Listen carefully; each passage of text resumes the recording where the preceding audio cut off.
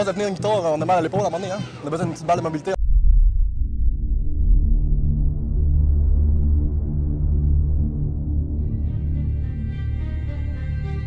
Deux gars prêts à changer le monde. On est dans les gens avec leurs dysfonctions et leurs pathologies. En les libérant de leur mauvaise posture. Grâce aux connaissances approfondies de notre équipe. Mike, posturologue chevronné, n'a aucune pitié pour les mauvaises postures. Et Chris, lui, ne manque pas une occasion pour archiver les prouesses de Mike. Nous sommes la mode.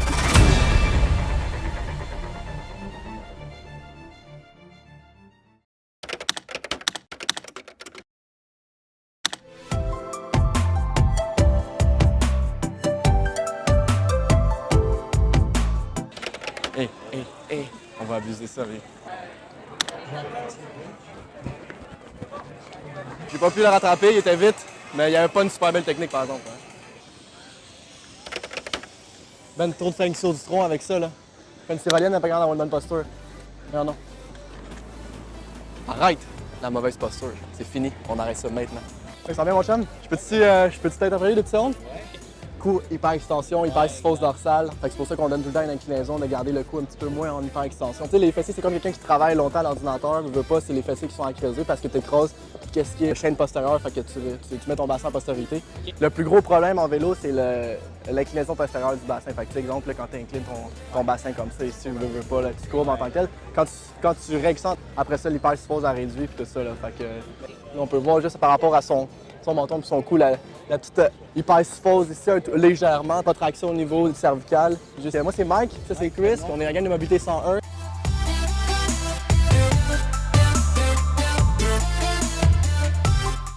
Allez filles, on peut-tu vous intercepter 2 petites secondes? OK, les deux, venez donc ici. Vous êtes tous en ligne, exemple. Là. On a une petite rotation au niveau du tibia ici. OK? Ça peut être causé par des pieds en pronation, un ou l'autre. Pied pronatoire juste à droite, pas à gauche. On peut voir légèrement des genoux en valgum ici. OK, on a une grosse protraction cervicale ici. Tourne-toi sur le côté. Regarde en avant de toi. Juste en avant de toi. On a un bon 35 livres de poids par rapport à ses épaules, juste avec ça. OK, parce qu'on va expliquer quelque chose. Plus que tu as de pouces par rapport à tes épaules, la différence avec ta tête, plus que tu rajoutes du poids. Je pense que c'est 12 ou 15 livres de différence à chaque pouce de plus. Exemple, là, tu peux lever ta tête comme ça ici, okay? Tu fais juste créer des petits étirements au niveau pectoral, ça c'est une chose. Mais t'es-tu à l'école, t'es-tu souvent assise? OK, t'es souvent assise. Quand t'es assise là, comme ça ici, c'est sûr que toi, tu dois créer des... Ouais, c'est ça, je veux pas ton téléphone ou quoi que ce soit, tu essaies des trucs basiques en tant que tel, OK, ouais, ça, de créer des décompressions tout le temps. Quand tu dors, élimine le plus d'oreiller possible. OK, parce que là, tu es en flexion tout le temps. Là, même, je vais donner un petit truc, là.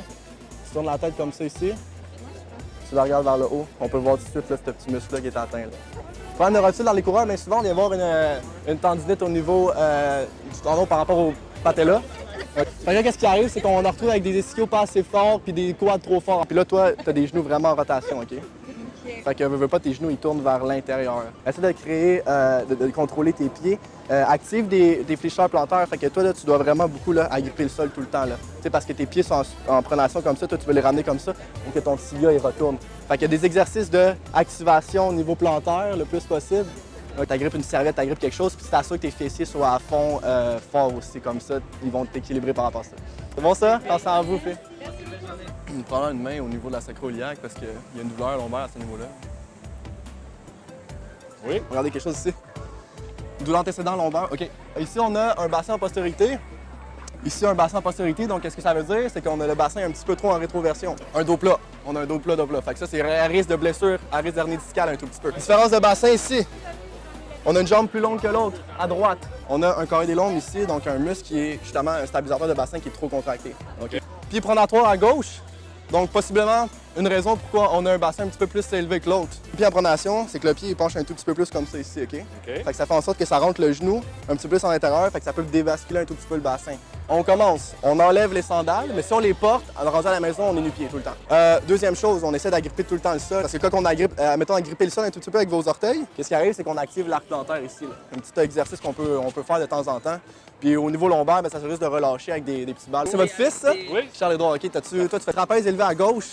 On a une latéroflexion de la tête, comme ça ici, OK? Regarde un tout petit peu vers là, peut-être un problème oculaire à droite, cervelet gauche en même temps. Trapèze élevé, ça peut être l'angulaire. Fait que dans le fond, toi ici, c'est trop contracté, fait que ton épaule lève. Tu as toujours tendance à regarder comme ça ici, sur le côté. Bien souvent, c'est un classique. Lui aussi, on peut avoir une petite dysfonction au niveau du bassin à ce niveau-là. On est comme son père, on a un bassin en rétroversion, on a des biceps trop contractés pour les triceps. C'est pas parce que tu fais tout le temps des curls ou quoi que ce soit, bien souvent, c'est un manque d'activation au niveau des triceps parce que techniquement, tes bras sont supposés être comme ça. Vas-y, normal, relâche. On peut voir là, le petit angle au niveau des biceps. L'omoplate de un qui est comme ça, puis qui est comme ça ici. OK? Fait que problème au niveau grand dentelé, ça peut être un muscle de protection quand tu benches ou n'importe quoi quand que tu fais genre un lat pull down, quand tu veux faire des chin-ups ou quoi que ce soit. Il faut que tu laisses aller complètement, que tu regroupes, que tu laisses aller. Il y a peut-être un manque de protection à ce niveau-là. Fait que ça serait ça. Les omoplates, là, exemple, là, si je les pointe, là, c'est celle-là ici, celle-là ici. Fait qu'il y a une petite dérégulation à ce niveau-là.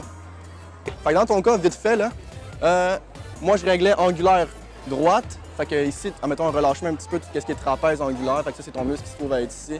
Je ferais des exercices avant de bencher, là, exemple, là, tu es sur le bench. Tout ce que tu fais, là, c'est protracter, rétracter. Fait que tu décolles, tu recolles des omoplates, tu décolles. Ça, c'est un muscle d'activation, dans le fond, juste pour avoir plus de puissance au niveau de ton bench. J'activerais un petit peu plus de triceps, fait que je mettrais un petit peu plus d'exercice au niveau du triceps que du biceps pour l'instant. Ça serait d'activer chaîne postérieure pour son dos plat. OK, relâcher encore une fois ces deux chaînes-là ici. Ça serait de relâcher tes mollets, puis ça serait de relâcher tes quads pour tes genoux en hyper-extension. Au plaisir, Charles. Puis Claude, Ouais, merci encore. allez regarder ça, voir, bon. on va essayer de régler ça. Personne au milieu, elle marche avec un petit peu beaucoup en fait les pieds vers l'extérieur. Donc là, on peut avoir possibilité de pied plat, on peut avoir possibilité d'adducteur un petit peu trop contracté. La personne à droite, on a fait une vidéo là-dessus auparavant, une chute pelvienne contralatérale. Donc à chaque fois qu'elle marche, on peut apercevoir que son bassin shift d'un bord puis de l'autre. Donc on va aller voir ça. Salut les filles! OK. Donc là, on a découvert deux problèmes. La fille juste ici, elle marche avec les pieds à l'extérieur. Donc possibilité de pied plat. À chaque fois que tu marches, tu l'as vu, hein? Donc à chaque fois qu'elle marche, c'est un petit peu comme un canard. On va voir ça ici. On a des genoux amalgame puis on a des genoux en hyper-extension. Ça serait de relâcher les adducteurs, activer des pieds, tout ce qui est muscle plantaire dans ton corps. On a encore des vidéos Mobilité 101 si vous voulez aller voir là-dessus. OK, Joël, moi c'est Mike. OK, c'est son problème. À chaque fois que tu marches, dans le fond, tu marchais comme ça ici, tu as une chute pelvienne. À chaque fois que tu mets une jambe en flexion, ton bassin il chute du même côté. Fait que tu as probablement des moyens fessiers faibles de stabilisateur de bassin.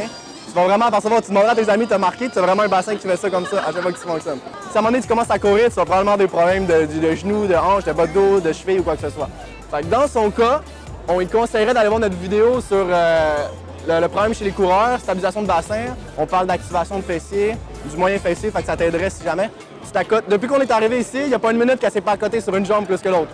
Donc là, on a déjà un problème à ce niveau-là. Joanie, veux-tu que je t'évalue un tout petit peu? Viens ici dos à moi, adduction. Toi, t'as pas de problème de cou, de dos, quelque chose de...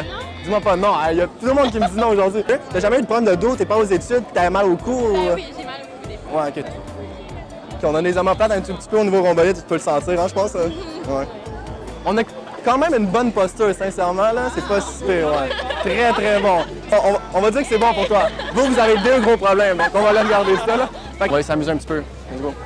Je te donne un conseil? Ouais, Pense je à vais... ton ex. Pense à ton ex? Ouais. J'ai pas d'ex, moi. Si ça marche pas, pense à la mienne. Ce qu'on peut penser, par exemple, c'est une bonne posture, ça, on peut penser à ça. On garde le corps actif, on garde les fessiers actifs. On garde une bonne rétraction au niveau des omoplates. All right? Chest bras. Chest bras. Dos. All right? OK. Oh! C'est très très bon 800 en passant. J'ai Hein? trois coups, j'ai trois C'est un coups. petit peu moins que ma soeur, mais c'est très bon. Toi, t'es dans la rotation thoracique. All right, all right, all right. Merde!